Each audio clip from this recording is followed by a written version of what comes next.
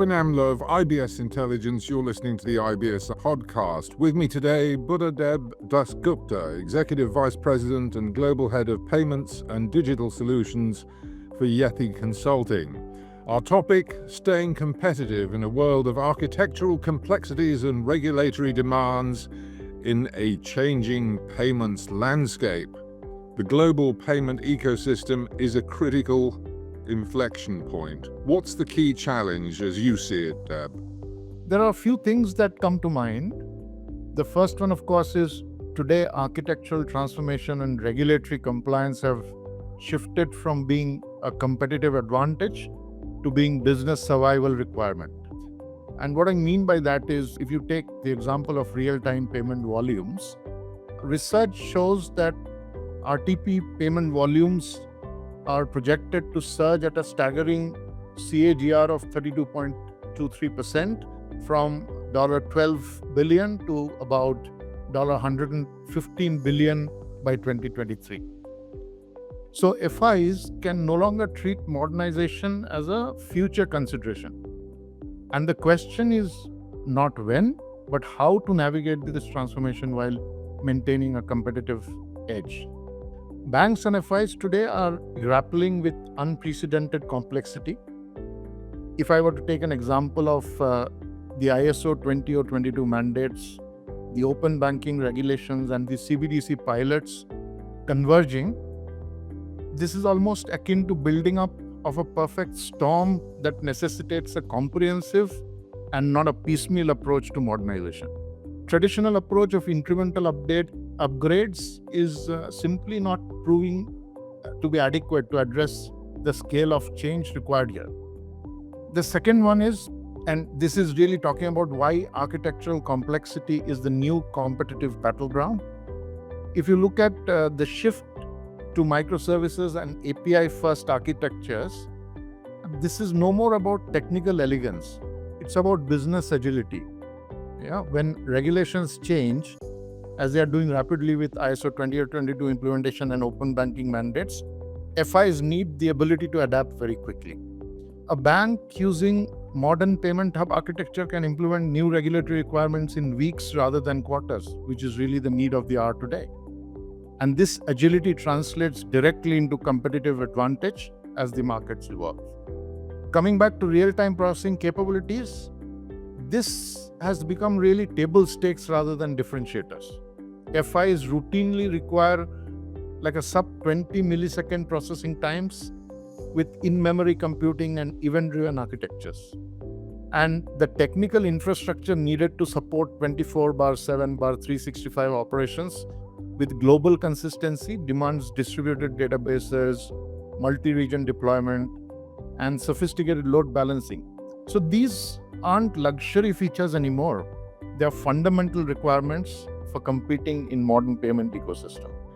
And the problem is, for banks and financial institutions, they have to spend this money. It does no longer make sense to keep on legacy systems, does it? Absolutely no. Legacy systems cannot just achieve the scale that modern architectures can provide and customers demand. Legacy monolithic systems that were once used for providing stability is almost like becoming a strategic liability today. And the technical architecture decisions that banks and FIs make today will determine, their competitive positioning for the next decade.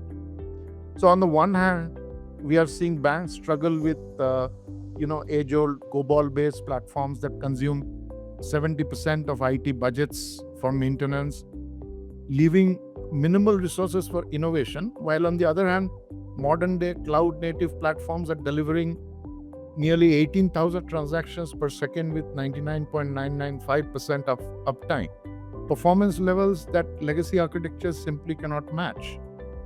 API management and microservice architectures, the most talked about architectural concepts today or architectural implementations today, enable rapid innovation cycles that were impossible with monolithic architectures. The adaptability and the ability to deploy new features in weeks rather than quarters becomes a sustainable competitive advantage as market requirements continue accelerating. And this agility also enables rapid response to regulatory changes and market opportunities, which are evolving at an equally fast pace. The important thing about regulatory demands that is reshaping the competitive landscape today is that the regulatory environment itself is driving convergence towards common technical standards, while simultaneously creating new opportunities for differentiation.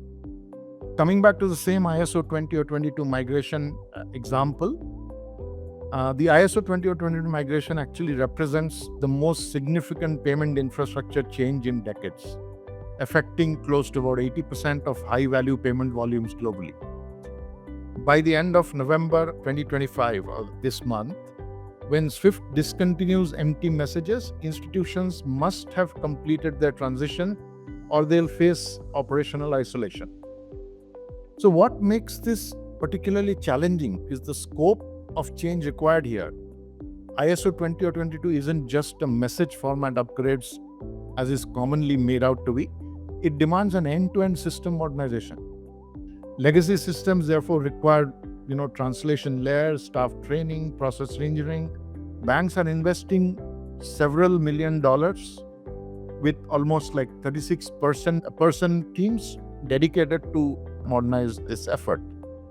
The institutions that treat this as an opportunity to rebuild their payment infrastructure from ground up will emerge with significant competitive advantage. Another area which is almost going hand in hand with this is the open banking regulations. That adds another layer of complexity and opportunity. I'll take the example of the emerging market.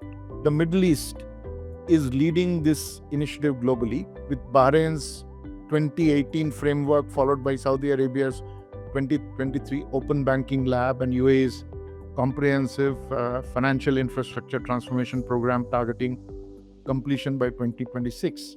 These regulations require, as a mandatory thing, API-first architectures. They require OAuth 2.0 authentication. They require comprehensive rate-limiting capabilities. And these are impossible for legacy systems, to provide out of the box or very rapidly. CBDC initiatives, another example.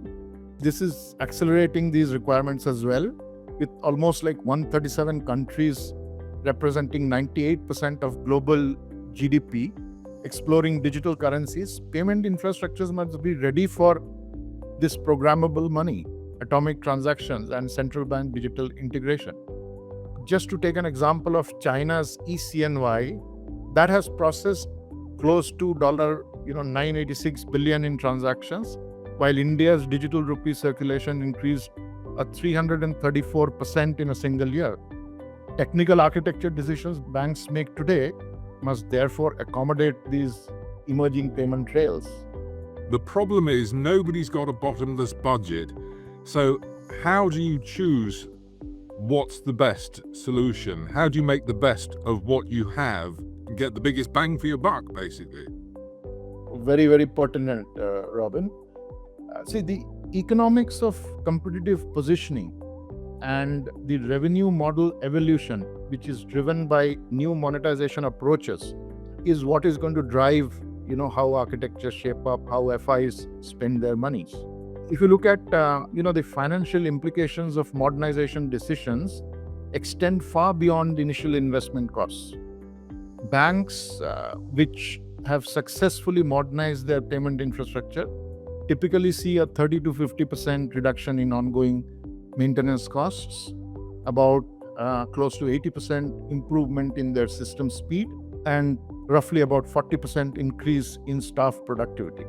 These aren't one-time benefits. They compound annually as operational efficiencies improve and accumulate, right? Market dynamics are creating additional pressure as well. Traditional revenue sources face, compression as, for example, if you look at interchange fees, they face regulatory limits up to 70% reduction in Europe and India, while account-to-account payments grow 230% to reach $5.7 trillion by 2029. How do we make the best use of, what we have? The revenue model evolution itself demands new monetization approaches. For example, data services, let's say value-added fraud prevention, even embedded finance integration, cross-border premium services. These are all models that are fast evolving as alternate monetization approaches. The competitive landscape is also shifting dramatically. Emerging fintech markets are capturing increasing share, like growing from 15 to 29% of global revenues by 2028, while traditional North American dominance declines from 48 to 41%. For institutions that are focused on emerging markets, this not only represents a massive opportunity, but only for those with modern scalable infrastructure.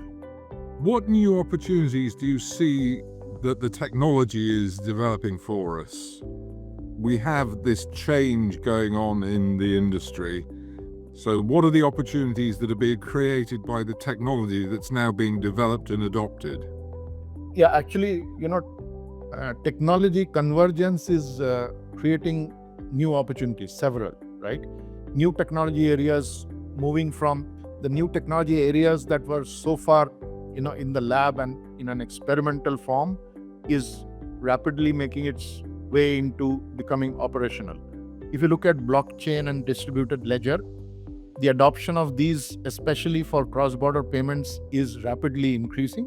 I would just like to take the example of a program that was run by the Innovation Hub of Bank for International Settlements, the project mBridge. The mBridge initiative, which was connecting China, Thailand, UAE, Hong Kong, and Saudi Arabia, it demonstrates a practical application of multi-CBDC platforms for instant international settlements. This mBridge program successfully ran its MVP, and there are foundational use cases that all of these country central banks are creating for running this CBDC program. Basically, the convergence of multi-technology trends is creating almost like an unprecedented opportunity for institutions positioned to capitalize on them. AI integration with payment processing enables capabilities that were impossible with legacy architectures, like real-time fraud scoring, behavioral pattern recognition, automated regulatory compliance kind of things. Institutions, therefore, that understand how to integrate things like distributed ledger capabilities with traditional payment rails will capture disproportionate value from cross-border payment modernization, just as an example. All right, let's just paint a picture for me here now. I'm in the C-suite of a bank. How do I focus on building sustainable competitive advantage? What are the building blocks I need to put in place? So at a very fundamental level, this boils down to building platforms versus upgrading systems. If you look at long-term success, it requires thinking beyond current modernization projects to building capabilities that remain relevant as the landscape continues evolving, which we are witnessing today, happening very, very rapidly. The institutions that will dominate in the 5 years horizon are those that are building platforms rather than just upgrading systems. What this essentially means is that creating a comprehensive developer ecosystem, offering sandbox environment for innovation, establishing certification program for partners, all of these put together is what comes in the purview of building platforms. Quality assurance becomes very increasingly critical as system complexity grows. Modern payment systems require testing approaches that cover functional, security, performance, and compliance requirements all simultaneously. No more to be done sequentially. Institutions that invest in sophisticated testing frameworks, including, let's say, automated compliance validation and continuous security monitoring, they build sustainable operating advantages.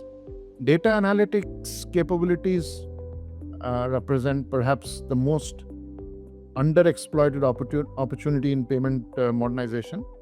If you look at it, rich payment data combined with modern analytics platforms enables insights that drive both operational efficiency and new revenue streams. Buddhadeb Das Gupta, Executive Vice President and Global Head of Payments and Digital Solutions for Yethi Consulting, thank you very much. Thank you, Robin.